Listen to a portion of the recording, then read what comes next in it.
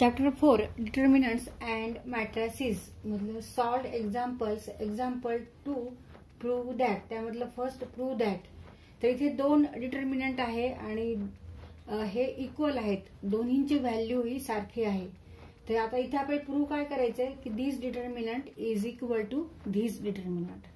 तर एक तर आपण इथे एक्सपान्शन फॉर्म्युला वापरून दोन्ही डिटर्मिनंटसाठी एक्सपान्शन फॉर्म्युला वापरून आपण व्हॅल्यू काढू शकतो. मग दोन्ही जर इक्वल असेल तर ह्याचा अर्थ दोन्ही डिटर्मिनंट इक्वल आहे.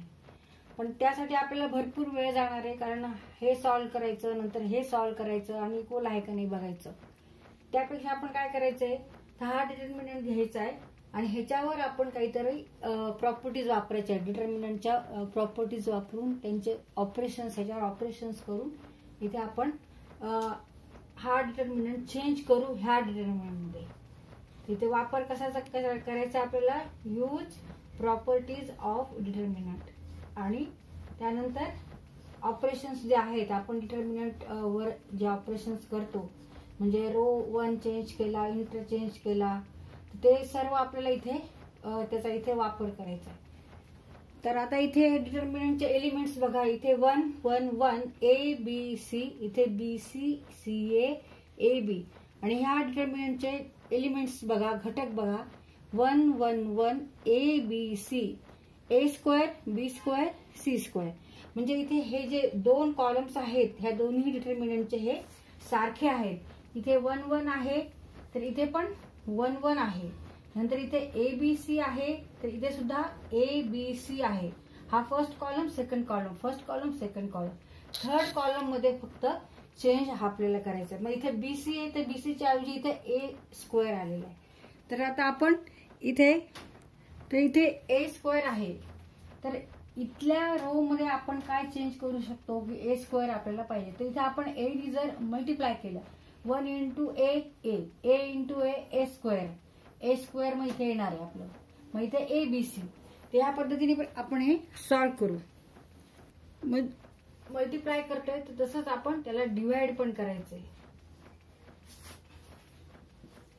आणि 1/a आपण इथे डिटर्मिनंटच्या बाहेर घेऊ, 1/a. आता डिटर्मिनंट मध्ये आपल्याला फर्स्ट रोला काय करायचंय, मल्टिप्लाय करायचंय ए नी. मग इथे काय एलिमेंट होणार, ए. 1 इंटू ए स्क्वेअर आणि ए बी सी. आता परत इथे आपल्याला ह्या रो मध्ये बी स्क्वेअर पाहिजे. मग आता कशाने मल्टिप्लाय करणार आपण, बी नी.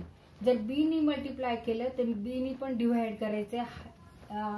1/b हे डिटर्मिनंटच्या बाहेर घ्यायचंय आणि बी नी आपण स्क्वेअर करून घ्यायचा, इथे बी स्क्वेअर होणार आहे. आणि त्याच पद्धतीने इथे आपल्याला सी स्क्वेअर पाहिजे, तर आपण ह्याला मल्टिप्लाय करायचे सी नी, थर्ड रोला.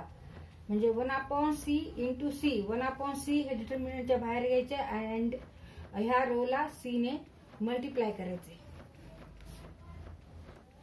R1 चेंज टू AR1, म्हणजे ए नी आपण रो R1 आहे जो आहे, R1 म्हणजे फर्स्ट रोच्या एलिमेंटला आपण ए नी मल्टिप्लाय करणार आहोत. मग ए नी जर मल्टिप्लाय करणार आहोत तर त्यांनी डिव्हाइड पण करावं लागेल, तर ते आपण डिटर्मिनंटच्या बाहेर घ्यायचे.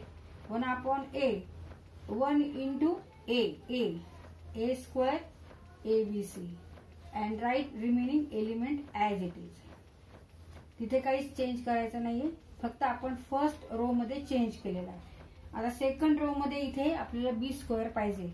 मग आता काय करू, आपण ह्याला बी नी मल्टिप्लाय करू. मग आता ऑपरेशन लिहिताना कसं लिहिणार, रो R2 चेंज करतोय, R2 change to be R2. तर इथे आपण आधी ऑपरेशन लिहून घेऊ, R2 change to be R2, 1/a into 1/b.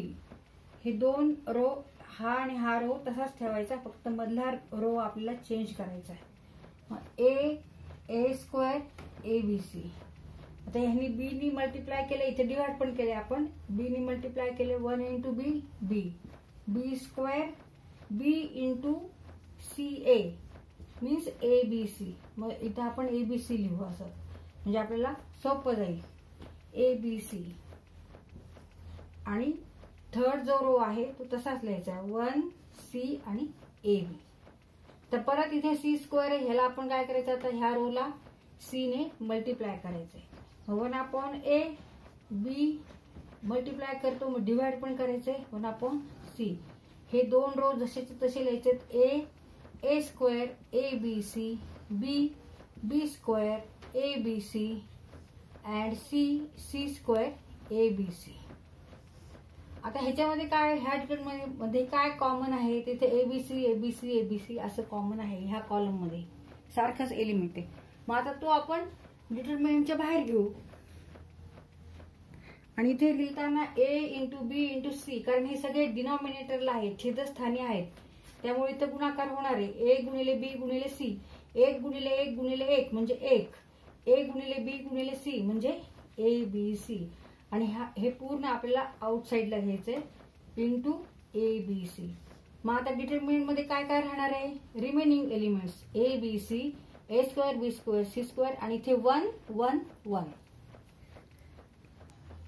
आणि इथे आपण काय लिहिले रिझन, हे असं का लिहिलं आपण, इथे आपण एक कॉमन घेतलेली, टेकिंग एबीसी कॉमन. इथे जे एबीसी आहेत कॉलम मध्ये, तर इथे आपण त्याच्यापैकी एबीसी इथे 1 कॉमन घेतलाय.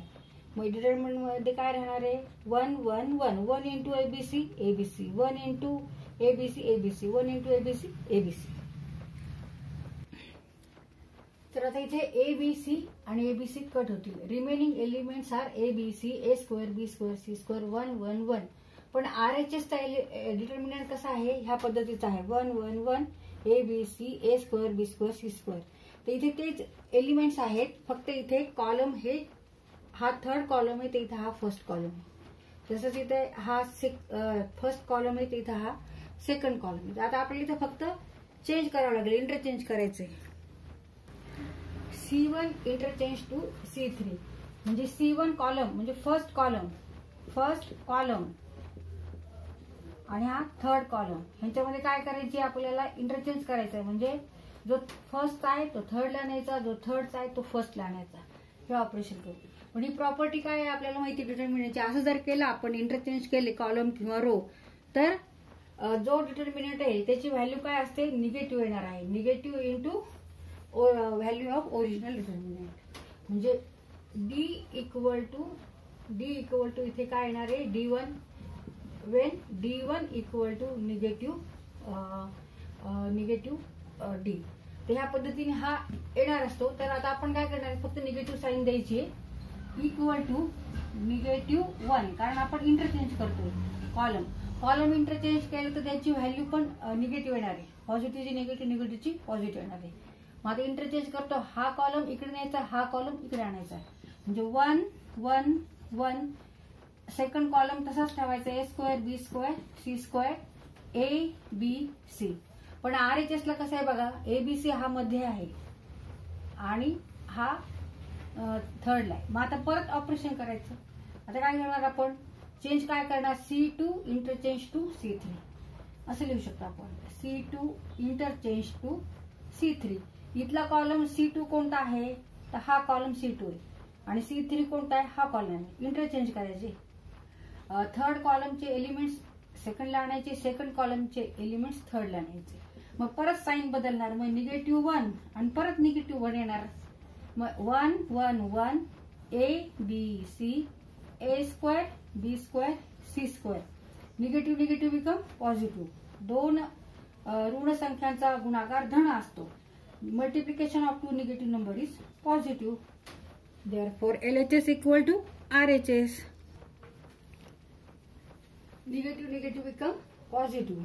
इथं काही लिहिलं नाही तरी चालेल, +1 लिहायची गरज नाही, नुसतं असं सोडून द्यायचं. आणि right determinant as it is 1 1 1 A B C A square B square C square आणि it is equal to RHS. Therefore LHS equal to RHS. तर ह्या पद्धतीने आपण हा क्वेश्चन सॉल्व्ह केलाय, प्रूव्ह केलंय. LHS side equal to RHS.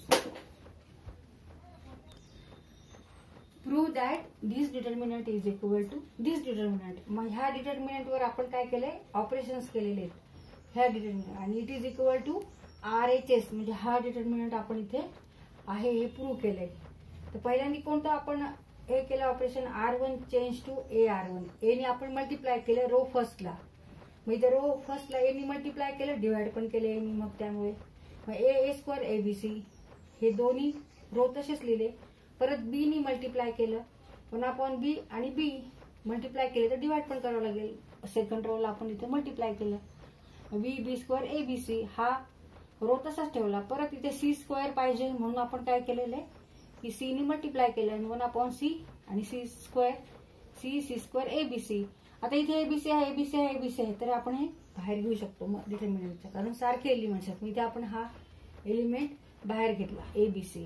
मग ABC divided ABC equal to 1 म्हणजे हा डिटर्मिनंट आपल्याला आता मिळाला. आता ह्याच्यात परत आपल्याला चेंज करायचं आहे. आता इथे ABC कट होतील आणि डिटर्मिनंट आपल्याला हा मिळाला ABC A square B square C square 1 1 1. पण RHS चा डिटर्मिनंट ह्या पद्धतीचा आहे 1 1 1. हा जो कॉलम आहे तो फर्स्ट कॉलम आहे आणि हा जो कॉलम आहे हा सेकंड कॉलम आहे. तर इथे आपल्याला फक्त इंटरचेंज करून घ्यायचे कॉलम आणि प्रॉपर्टी वापरायची डिटर्मिनंटची. आता इथे आपण काय केलं C1 इंटरचेंज टू C3 म्हणजे फर्स्ट कॉलमचे सगळे एलिमेंट C3 ला नेले आणि C3 चे सगळे एलिमेंट C1 ला नेले. इंटरचेंज केलं, अदला बदली. मग इथे C1 कोणता आहे ABC आहे, C3 कोणता आहे 1 1 आहे म्हणजे 1 1 इकडे आणायचे ABC इकडे न्यायचे. तर हा इथं तयार झाला. पण इथे प्रॉपर्टी काय आहे, जेव्हा तुम्ही असे इंटरचेंज करता तेव्हा त्याची व्हॅल्यू ही निगेटिव्ह येते, कारण हा पॉझिटिव्ह मग निगेटिव्ह येणार. मग निगेटिव्ह लिहिला आपण इथे, त्यामुळे -1 मल्टिप्लाइड हा चेंज जो केलाय तो. त्याच्यानंतर आपल्याला काय पाहिजे, पण आन्सर काय पाहिजे आपल्याला, इथे आपल्याला ABC पाहिजे, इथे A square B square C square पाहिजे. तर म्हणून आपण परत काय केलं, इंटरचेंज केला. कोणता कॉलम, हा कॉलम इकडे नेला, हा कॉलम इकडे नेला. ह्यांच्यावर ऑपरेशन केलेले, ह्याच्यावर इंटरचेंज केले. C2 interchange to C3. C2 आपण C3 ला नेला आणि C3 आपण C2 ला आणला. मग परत निगेटिव्ह साईड होणार. मग इथे निगेटिव्ह का positive. Answer is 1 1 1 ABC A square B square. It is equal to RHS side. LHS equal to RHS.